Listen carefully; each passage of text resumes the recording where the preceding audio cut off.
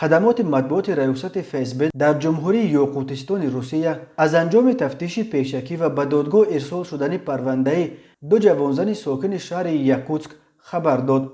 جوانزن 27 ساله ساکن اولوس و جوانزن 30 ساله امین نویه به تشکیل بود و باش غیر قانونی شهروندان خارجی در قلمرو روسیه از جانب گروه شخصان طبق مصلحت پیشکی ایبدار می شوند. بر اساس مواد پرونده این دو جوانزن در عوض مکافات پولی چندین بار با شهروندان تاجیکستان ازدواج قلبکی کردند. از خدمت این شهروندان روسیه خارجیان که در یکوتسک غیر قانونی زندگی میکردند استفاده برده سپس شهادتنامه عقد نکاح خود را به مقامات مهاجرتی ارائه کرده گفته می شود در اطلاعیه فسب. بعد بود شدن کار داماد این دو جوانزن عقد نکاح خود را بیکار کرده در پی گرفتن طلاق در جستجوی شوهر نو می شدند.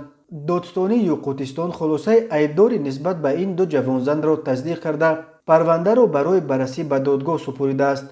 به این دو نفر بر اساس ماده 321 قسم 1 کودکس جنایتی روسیه برای تشکیل بود و باش غیر قانونی شهروندان خارجی در قلمرو روسیه از جانب گروه شخصان طبق مصلحت پیشکی همچون جزا تا 7 سال زندان با جریمه به مبلغ تا نیم میلیون روبل تهدید میکند.